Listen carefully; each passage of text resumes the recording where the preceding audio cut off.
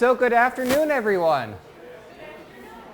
Afternoon, evening, I have no idea what to call this right now, except for very lovely out. So I'd like to introduce myself. My name is Dan Schneiderman. I am the Eclipse Partnership Coordinator at the Rochester Museum and Science Center, or at least I will be for the next 23 days. Thank you all for coming out today. I have to ask this at the beginning of every talk. How many people here have ever seen a total solar eclipse? There's always a handful. Love that. How many people here have ever seen a partial solar eclipse? I am also in that partial group. I have yet to see totality. I'm excited to see totality. A lot of the stories that I will tell come from people who I've met through the Eclipse community. There's stories I've read about, videos I've seen, and honestly just people I've interacted with in the greater Rochester region. So let's jump in. Well, we are literally just over 3 weeks away from the eclipse. What's fun about this talk is I want to say Parrington Rec Center is one of the most prepared rec centers and booked me 2 years ago.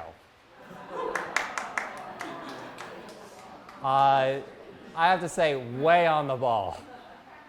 I have been working at the RMSC officially since 2021, joining a Eclipse task force that we've been running in Rochester since 2019. And if you want to talk to our previous planetarium director, he had been talking about the eclipse since 2012. We have been preparing for this for a very, very long time. And we're actually getting known nationally in the last couple of weeks as one of the most prepared regions for the eclipse, which is just fantastic to see. So let's jump into it. Here is the absolute basic science of the eclipse. When the geometry allows, moon in front of sun casts giant shadow, we are in that shadow. That's it. But to dive in a bit deeper, this is what the view will actually be on April 8th, 2024 at about 3:20 p.m. The moon will completely block out the sun's disk. It's almost like a velvet hole in the middle of the sky. That light that you see there, that is the sun's outer atmosphere, the corona. And there's a couple things I want to point out here. You can even see a star or two. And there's something missing from this photo. What's missing? Clouds. And it will be exactly like that on April 8, 2024, right here in Rochester. Yeah, I'll do my best. I put in my work order. There are different types of solar eclipses. There are partial eclipses when the moon, goes in front of the sun at least a little bit. We had one back in 2017 and in 2021. There are annular eclipses that the moon's orbit, there are times when it's slightly closer to us and slightly further away from us. When it's slightly further away, from our view here on Earth, it doesn't completely cover up the sun. It looks, ever so slightly smaller, leaving a ring around it, which gives us this gorgeous ring of fire. There was an annular eclipse in the US back in October, and we had one in Rochester in 1994. And then, of course, we have the big show, the total solar eclipse, when the moon completely covers up the sun's disk. Now, all of this is due to some very lucky geometry. While the sun is 400 times larger than the moon is 400 times closer to us. So from our perspective here on Earth, they look about the exact same size. If you were to go outside on some evenings, and while wearing your eclipse glasses, you can sometimes see the moon and the sun in the sky at the same time, probably different sides of the sky, and they look about the exact same. It is wild. To give you another idea about the geometry, well, let's take a 10-foot sun. the Earth would only be about an inch, and the moon would only be a quarter of an inch in scale. To give you an idea, this is me in relation to a sun. That small, you might not be able to see it that well. That's the Earth, and you absolutely cannot see the moon in this one. To give you another give a sense of scale, that Earth to the moon, that's about 3 feet, give or take a little. That Earth to the sun would be 1,074 feet, about the distance between East Ave and Park Ave, or a little less than that. And the reason why we know this is, well, we did the math and then we tried it out. So this is on the museum's ground. There's a little park behind the museum. You can see we set up our 10-foot sun, and standing in front of the planetarium, I had that quarter-inch moon blocking out that 10-foot sun. The math works. This is a scale model. Another way to do this is by, I want all of you to take out your thumb and cover up my head. Thank you all for saying I'm doing a great job. When you do that, can you fully block out my head? Congratulations, you are replicating an eclipse. While your thumb may not be bigger than my head, because it is so much closer to you, from your vantage point, it looks like it eclipsed my entire head. Exact same thing is happening on April 8th. So why don't we see total solar eclipses more often? Well, eclipses in general do happen about every 6 to 8 months somewhere on Earth. Total solar eclipses happen about every 18 to 24 months. The average time for any given location is about 375 to 400 years. There are outliers. Carbondale, Illinois, 5 hours south of Chicago, they got to experience it in 2017, and they get it again in 2024. Very much an outlier. Rochester, cosmically, we're lucky. We only have about another 100 to 120 years until the next total solar eclipse. That seems to be our average in this area. From the human point of view, not so great. Cosmically, we're above average. To give you another idea about this, this is a video produced by our new planetarium director, Jim Bader, on why we don't see an eclipse every month. Hopefully this goes. We get a solar eclipse when the moon passes between the Earth and the sun, and its shadow crosses over the surface of the Earth. But if it takes a little less than a month for the moon to go around the Earth, have you ever wondered, why don't we get a solar eclipse once a month? Most times the moon passes between the Earth and the sun, the shadow left by the moon either goes completely above or below the Earth. When geometry allows, the shadow will pass directly over the Earth. And, if we are very lucky, the shadow might pass directly over where we are on the Earth, like it will on April 8, 2024 here in Rochester, New York. So if you want to hear more about the eclipse with him, we do have a planetarium show running just about every day, and he's making a few more updates to it. So what will you actually see on April 8th? Now, number one, the moon blocking out the sun. It's going to get dark out, but not quite midnight dark. I want you to think an hour after sunset. It's that deep twilight. If you were to look on the horizon, it looks like a 360-degree sunset. Jupiter and Venus should be fairly easy to see in the sky. If you're at a high enough vantage point and the horizon is clear, you might even be able to see Saturn and Mars. Admittedly, those are a bit trickier. The brightest of stars should be visible.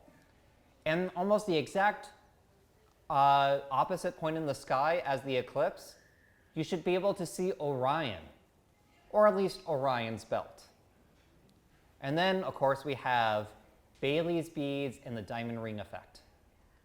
Because the moon is not a perfectly smooth surface, there's little bits of, there's craters, there's valleys, and right before totality, in the seconds leading into it, light will escape through those valleys and it looks like it's just dancing on the edge of the moon.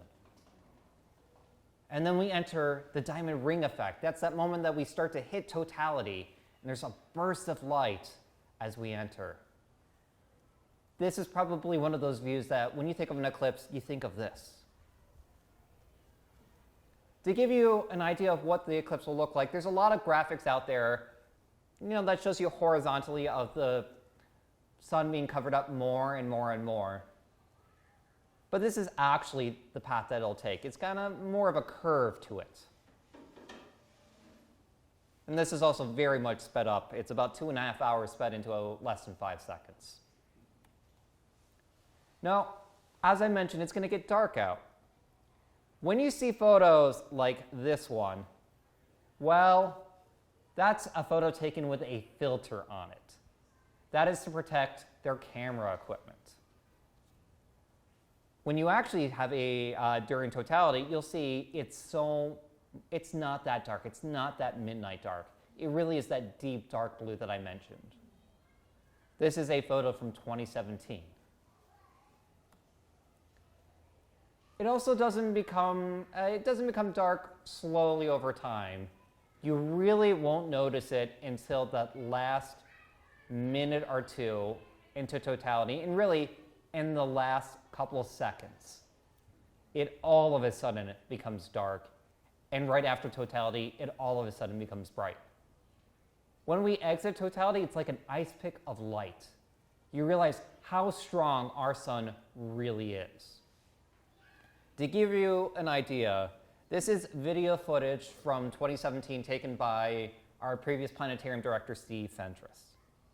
I'm going to skip ahead a little bit. You can see it getting darker and darker by the second.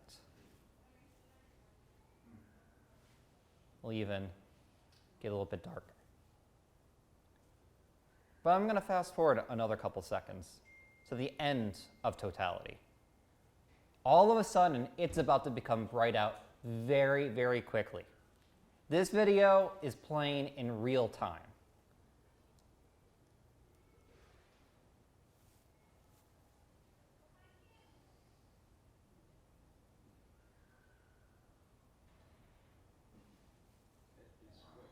That is literally the difference of night and day. That is how fast it will get bright out.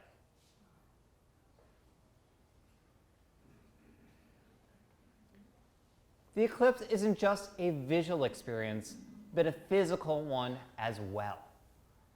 On average, the temperature drops by about 10 degrees. Animals and plants act as if it was nighttime.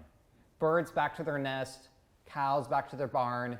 Back in 2017, it was in the summer, and you could hear crickets in the middle of the day.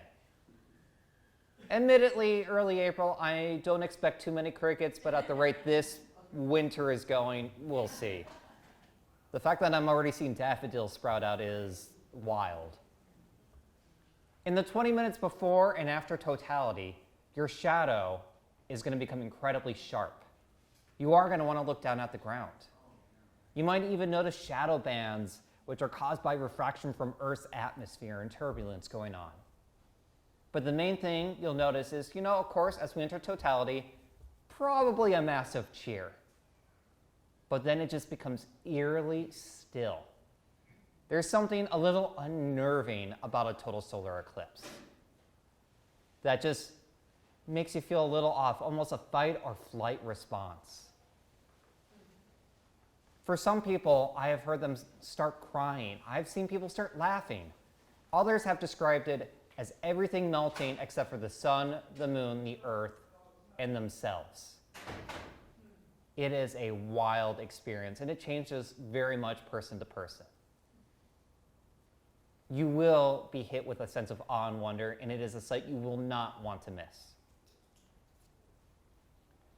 If you want to plan ahead, here's the direction you should be looking. You should be looking about south-southwest, halfway up the horizon.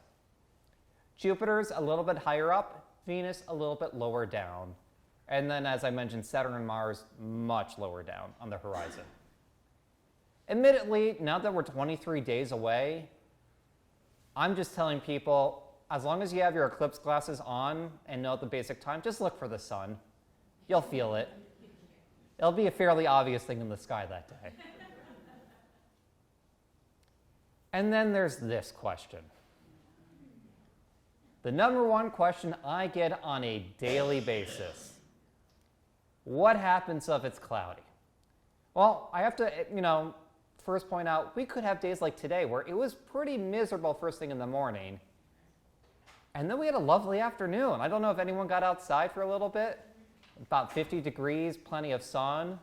Even some clouds. Yes, the clouds seem to have come back now. But we had some good sunlight for a bit. And we've had a very, very unusual winter.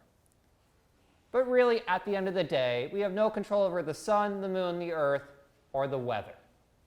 No matter what, the eclipse is still coming, and it will still get dark. In fact, it will be noticeably more dark out. I want you to think about sunrise yesterday and then sunrise today. How dark was it at 7 a.m. today? And I want you to think about yesterday morning when it was a lovely day and no clouds at sunrise. Much brighter. Exact same concept. Just the sun's a little bit higher up. Now, there have been people who've studied the weather. And this is one graph of it, but a new graph literally was published in the New York Times today that I was like, yeah, I kind of want this. This is the historic cloudiness percentages along the path of the eclipse. And this is, where the eclipse starts in the Pacific Ocean in Mexico. Fairly low chance of clouds, and it just kind of increases as you go through. But look at this. There's a dip when you hit Rochester. We have a very interesting microclimate that people don't always think about. I want you to think about our friends in Buffalo this past winter. When they have been hit by, say, 2, 3, 4, 5 feet of snow. And how much snow do we sometimes get at that same time? If. Barely 2 inches. There are times that because of our location on Lake Ontario, the clouds and the snow miss us. We're in a very, very lucky position. And, yes, we have had some really good data in the past. This is a single point of data, and I like pointing out a single point does not make a pattern, but I love this point of data. This is April 8th, 2023, last year. Clear day, not a cloud in the sky, 40 to 50 degrees, perfect eclipse viewing weather. And we have had weather like this before. It honestly has been sunny in early April in Rochester. This is about, not every year and not always on April 8th, but there have been some very lovely days. I also like pointing out this winter was really weird. We've had 60-degree days in the last, week? We could get that again. We're paying very close attention, but of course we know that things are a bit wonky. It's also El Nino right now, which tends to make the temperature a little bit warmer and a bit drier up here. I also like pointing out with this graph down here, Dallas only has about 6% better chance of clear skies that day compared to us. So for all those people who are heading to Texas, their percentages aren't always better. And of course, there is 50 years of weather data, but I'm going to combine these two numbers, that clear to partly cloudy and that mostly cloudy. And there's a reason I say that. During totality, as the moon blocks out the sun, as it gets cooler, as we've mentioned, some of those clouds dissipate and they no longer are in the way. And we have even seen this. So this video is from 2017. This took place at Homestead National Monument. There was 20,000 people there. And it rained and thundered and there was lightning. And there's great video of this. I'm going to put this on mute. This is a 360-degree video. And as you can see in the background, you can see the rain. If you were to go earlier in the day, you would see that lightning. I'm going to turn this around. So as you can see, pretty cloudy skies, it being blocked out. Honestly, this is not too far off from right now outside. Or probably a little bit better. This is me a minute or two before totality. But let me skip ahead. Skipping 2 minutes in, and at the last second, the clouds either dissipated or parted, and they were still able to see it. They still got a view of totality. Imagine being surrounded by 20,000 people, probably soaked to the bone, and still being able to see totality with your eyes. That could very much happen here.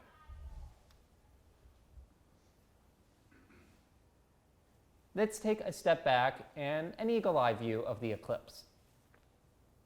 So this path, this is the official NASA map. This path right here is the path of the eclipse that took place in 2023, last October. It's the annular eclipse. And then this one is, April 8th. As I mentioned, starts out in Mexico and slowly moves its way up, hitting heavy in Texas and Arkansas and Oklahoma, eventually even hitting our friends in Ohio, New York State, Vermont, New Hampshire, and Canada. While the 2017 eclipse was the Great American Eclipse, as it went coast to coast, this is the Great North American Eclipse as it went from Mexico, as it will go from Mexico to Canada. Here's a cleaner version of that map. This is by the Great American Eclipse. These are all the major cities in the path.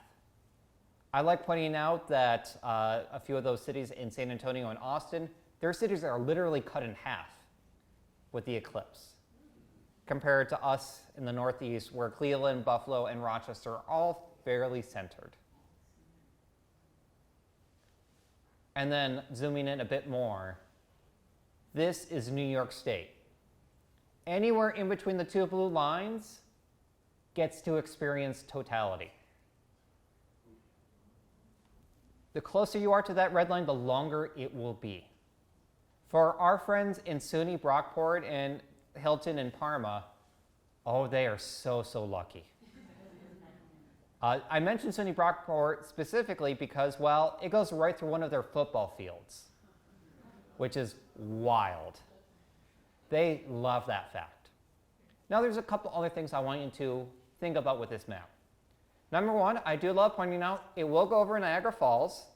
In fact, it'll be right over Horseshoe Falls, which is going to be quite the experience. However, it's also going to be packed from both sides. NASA's doing a big event out there. I think the Canadian Space Agency is going to be out there. I have no idea how expensive the Maid of the Mist tickets are going to be for that day. I can only imagine that experience. Other things to point out. What connects Cleveland, Buffalo, Rochester, and Syracuse? The Thruway. If there's any place to not be that day, it's the Thruway. And trust me, they would agree with me. And we'll talk about that issue in a few. The last thing I love pointing out on this map. Every single person you interacted with today, every kid who had school, everyone you drove by, the people you meet at Wegmans, as you go throughout your daily lives, the strangers that surround us as we drive on the streets, every single one of them will get to experience totality. That is 1.1 million people in the 9-county region. Or even across New York State, 3.75 to 4 million people. Within the entire path in the US, it's 30 million. And even if you were to go outside the path, everyone in the continental US, Mexico, and Canada gets some view of the eclipse. What was the last time that you could say hundreds of millions of people experienced something positive? We've all gone through negative shared experiences, but positive ones, those are a rarity. And honestly, that's one of my favorite things about the eclipse. I also want to point out relatively where we are. This is a great position to be in right here physically. And this is the exact times for the rec center for the eclipse. The entire thing will start at 2:07 and 13 seconds when the moon starts to cover up the sun very slowly. Totality right here will last from 3:20 and 26 seconds to 3:23 and 54 seconds, or about 3 minutes and 28.5 seconds in total. There's a reason why I'm going with seconds and even point something seconds. And that's because your location will change everything. To give you an idea about that change, at the RMSC, I get about 10 extra seconds. I'm at 3:38 in 0.5 seconds. If you're to go to SUNY Brockport, they get 5 more seconds than I do. And they love those 5 seconds. And then the whole thing ends at 4:33 p.m. in 36 seconds. It is not just a 3.5-minute experience. It is a much longer one. You can even say it's longer than the 2.5 hour because we are already celebrating the eclipse. Now, I have been asked by people, if I was to drive on I-90, could I keep up with the eclipse? Well, no. That shadow travels from about 2,200 to 2,700 miles per hour as it crosses the state. It only takes 11 minutes for that shadow to cross from one end to the other. That is incredibly fast. That means literally every New Yorker in the path in that 10-minute span will get to experience joy.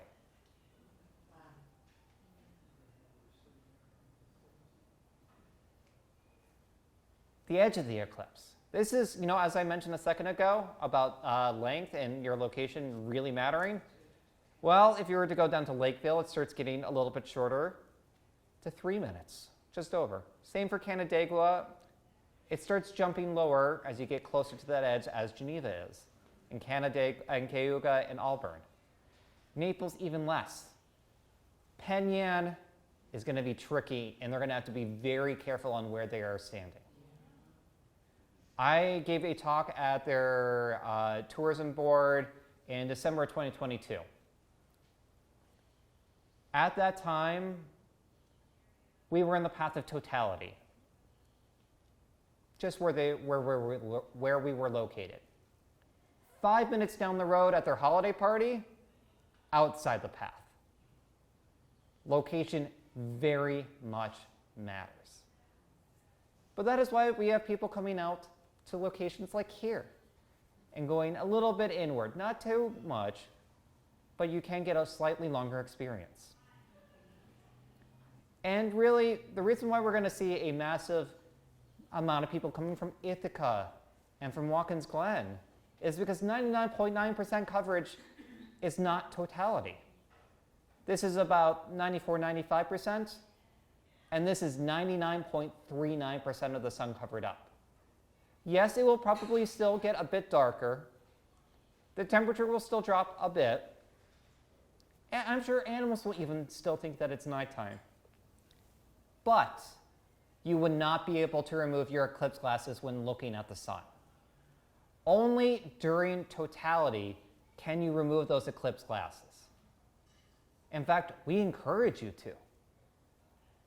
It is that brief moment of time that you can do that one thing you've always been told not to do and stare at the sun. Because the moon's in the way. Yes, you are still looking at the sun because of its outer atmosphere, but still, that is one of the few safe points ever in your lifetime where you get to do this. Now, if you are looking for details on how long totality will be, there are some interactive maps that we highly recommend. We have them on our website. I'm even adding a bit of information to the website for every town that I can. Now for a little bit of history. One thing that's not listed here, but I love pointing out, is that according to oral tradition, the Haudenosaunee Confederacy was founded under a total solar eclipse right out there in Victor. The reason I don't put down the year is because the year is debated a little. To jump ahead a couple hundred years, the first eclipse I tend to reference is the 1806 eclipse. The last time we had a total solar eclipse in our area was 1925, for which my favorite bit is from the Democrat Chronicle that day, January 24th, 1925. In one paragraph, it mentions people preparing for 2024. So in the DNC, they were talking about us now. Very weird thing to read. There's a lot of fun articles, and yet again, not to jinx us, but it did cloud out that day. The descriptions the day after the eclipse in the DNC, well, all I can say is Rochesterians have always been Rochesterians when it's come to clouds. The comments are the exact same ones you would hear today. The last time we had a total solar eclipse in the US was 2017, but let's look forward. Technically, there is one in 2033 in Alaska. There's another one in 2044 that hits Montana and the Dakotas. But the next major total solar eclipse, 2045, 21 years from now. And we only get about 50% coverage here in Rochester. Also, I like pointing out how it just got sunny out. Yet again, this could still happen. Looking forward even more, next time it happens in New York State, 2079. It hits more downstate. We get about 90% then. But Rochester, we have to wait 120 years until our next total solar eclipse, 2144. Basically, if a baby was born right now, honestly, I used to say on April 8th, but anytime, their grandkid's kid, or more likely grandkid's grandkid, will get to experience that eclipse. And even then, it will only last 46 seconds. A lot less than that 3.5 that we'll be receiving. Now, in the news, you might be hearing that we're expecting 300 to 500,000 visitors. I want to quickly explain this number. That is not just the city, it is not just Monroe County, but it is the 9-county region, and it's people even coming up just for the day. It also includes people just outside the path of totality. So it does include people within the Finger Lakes coming upwards a little bit. It includes them, and it includes the southern tier, but we are expecting people from all over. In fact, just out of the RMSC data, for people who have registered for our festival, we've decided to map the zip codes. And someone recently at one of my talks pointed out, well, technically this is just people who registered for the festival under one name, and that they would have family coming in, staying with them from the Carolinas, and they don't show up on this map. Out of pure curiosity, does anyone here have any family or friends coming in for the eclipse? Good chunk of you. I hope they're staying in your house. Hotels are becoming really difficult. I want to even zoom in a little bit more on this map. This is just the Northeast. We are heavily expecting people to come from the DC, Philly, New York City, Boston areas. Because they miss totality just won't happen there. And as I said, it won't happen again for another 21 years anywhere around here. This is their only chance to get into totality within a driving distance. Now, I am asked why this is important. In general, why are eclipses important? Well, number one, wearing my science museum hat, I have to say, oh, it's a great chance to get people interested in space, to get people into astronomy, talk about science. It's a great chance to even do some citizen science. But it's also a chance to talk about tourism. I love getting to brag about Rochester to the news and everything that's going on here. And of course, that has its economic impact, but there's an entirely other side. Culturally, almost every religion and culture has some connection to an eclipse. There are even prayers around eclipses. They have happened throughout the Bible, throughout the Torah, throughout the Quran, all of it. There is also the pop culture aspect. I think about Connecticut Yankee and King Arthur's Court, Little Shop of Horrors where it's mentioned. Yes, it even comes up with Bonnie Tyler's Total Eclipse of the Heart, for which I cannot wait to not hear that song on a daily basis. It has happened on everything from The Simpsons, it's been mentioned on Jeopardy, to Sesame Street. It pops up all the time that anytime it comes up as my wife and I are watching something, she just gives me the dirtiest look. Can't blame her. And then, as I mentioned, it's one of those great positive shared experiences. That's just something we don't get that many opportunities to do. And it really does impact everyone. I have given talks to rec centers, to libraries, from hospitals to daycares, K through 12 schools to manufacturers, and of course, every brewery, winery, cidery, distillery, chocolatiers, all of them will be impacted. I can tell you from personal experience, my daughter's pediatrician is going to be closed that afternoon to all non-emergencies, and her daycare has also been canceled. Which I wasn't planning on having her there anyhow, but still. And this has kind of led to this phrase that everyone under the sun is a stakeholder. It really will impact every single person. And well, here's one of those impacts. Traffic. I know that this has now been covered a lot in the news, and I am so glad. You know, as we've mentioned, there's a lot of people coming from New York, DC, Philly, Boston, all of that. Thankfully, it's on a Monday, and it's 8 days after Easter, so we might see a trickle of people coming in. But here's the thing. If what happens in 2017 happens again, well, we're in for some fun. Back in 2017, about 15 minutes after totality, people said, wow, I can't believe I got to experience that. I am so glad I drove hundreds of miles, traveled hours and hours. Let's head home. Now I want you to start multiplying that by tens of hundreds of thousands of people. And the US saw some of the worst traffic. You know, Carbondale, Illinois, as I said, 5 hours south of Chicago, it was a 12-hour return trip. A lot of places increased by a little bit, 2 to 3 hours, possibly more. There is one outlier I love mentioning, which was on a bridge from one state to another that traffic was backed up a good 18 to 20 hours. Outlier, I will say that.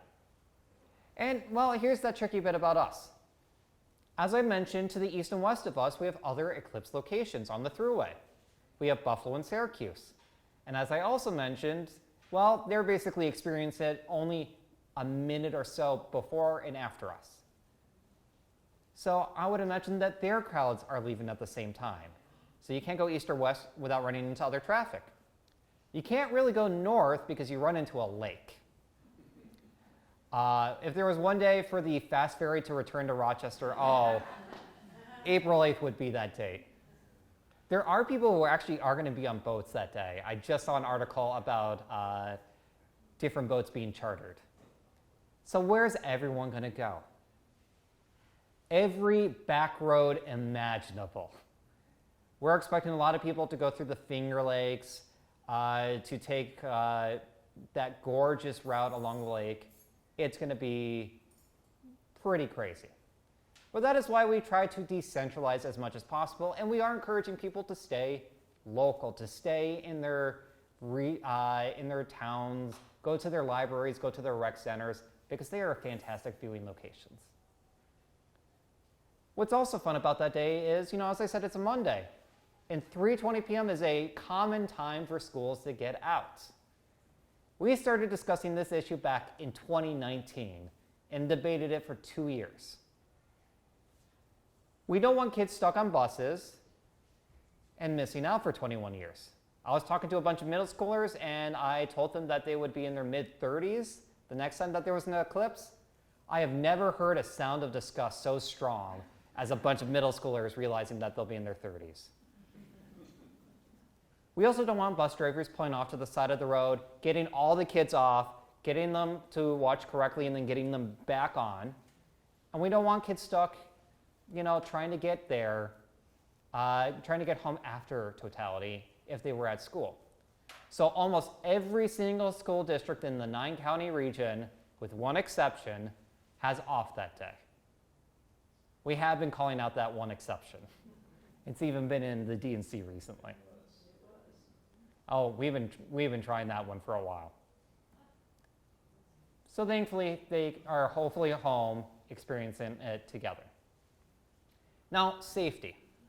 How many people have their Eclipse glasses already? Oh, I love that. That number is getting better and better every time I give a talk. Number one, there's really only one time that you should ever look at the sun. And it's either during a total solar eclipse during totality, or while wearing the proper safety equipment, such as your Eclipse glasses. Any other time, you should never ever directly look at the sun. I hope all of you have gotten them from a good source. I try and have people avoid buying them on Amazon, and that's only because they had a big issue in 2017, which kind of caused a run on them at the museum and every library. There are still some decent sources on Amazon, but we do recommend you check with the American Astronomical Society if they are legit. Back in 2017, they had to put out that announcement saying, use at your own risk or don't use at all, just because they didn't vet their manufacturers. I actually just found out that U of R, I wish I knew about this earlier, U of R has the equipment to test your Eclipse glasses. But all of that being said, they are not the only method to observe the eclipse. How many people here have ever made a pinhole viewer? About half of you, probably with a cardboard box. Classic method. Not the only method. You can actually do this with, everyday items. You can do it with a colander, which is shown here. You could do it with slotted spoons, but here's the trick. You do not want to hold it up to the sun. You would still be looking through it. You want to hold it down to the ground, maybe with a sheet of paper underneath, and look at the projection. This can also be done by, using your hands, pegboard. I've even seen people punch holes in index cards. Or you could use crackers, like saltines or just general Ritz crackers. Because they have small holes in them, the concept works. And then you have a nice little snack afterwards. If you are still looking for glasses, I know the Rec Center here has some. The RMSC, we did order 500,000 of them. And we haven't announced this yet, but we just ordered another 50,000 that are coming in next week. Wegmans has them, Tops has them, a lot of stores have them now. And thankfully, I want to say our region's one of the most prepared because we weren't the only people to buy in bulk. Livingston County and Genesee County also bought in the tens of thousands. By my rough estimate, between them, the RMSC, the universities, the hospitals, there's about 750,000 pairs of Eclipse glasses in the greater Rochester region. We are one of the most prepared regions for the eclipse. So here are those other methods. I have to say, it is really fun if you come into my office at the RMSC. I have about 20 colanders just sitting on the floor. You can also use 3D printers to create pinhole viewers, like this one that was developed by the New York State Parks Historical Preservation Office.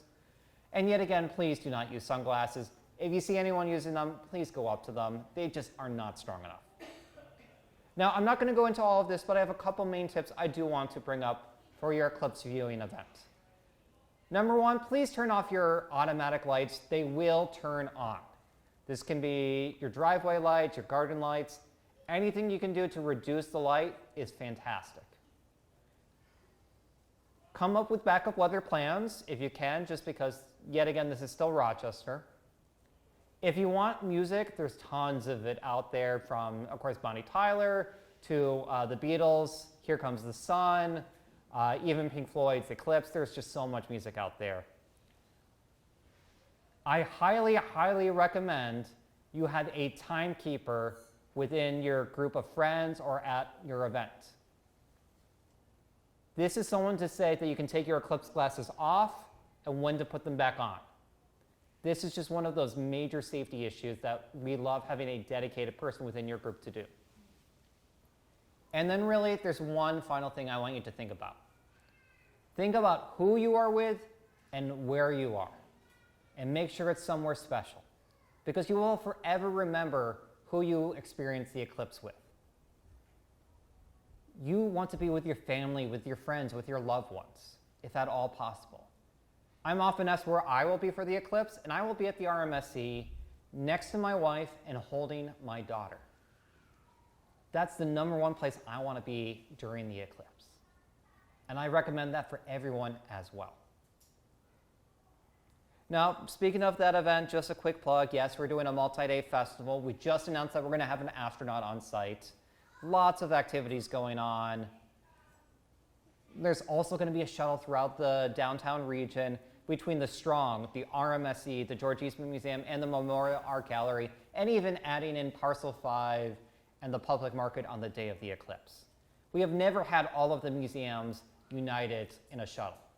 We did talk to the Susan B. Anthony House. They just can't physically fit everyone there.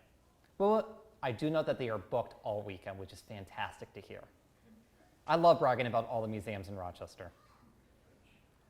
Of other things, I want to point out what's going on right here. The Parent and Rec Center was one of the first big events announced for our region. There's food trucks, there's bounce houses, there's music. The whole amphitheater and back is perfect. If you had to go to any place, I would recommend here. This is a fantastic viewing event. And we're not the only ones in town. The Rochester Red Wings have renamed themselves to the Rochester Moon Rocks. They're doing a couple games that weekend. The Genesee Country Village and Museum is taking a 19th century approach to the eclipse.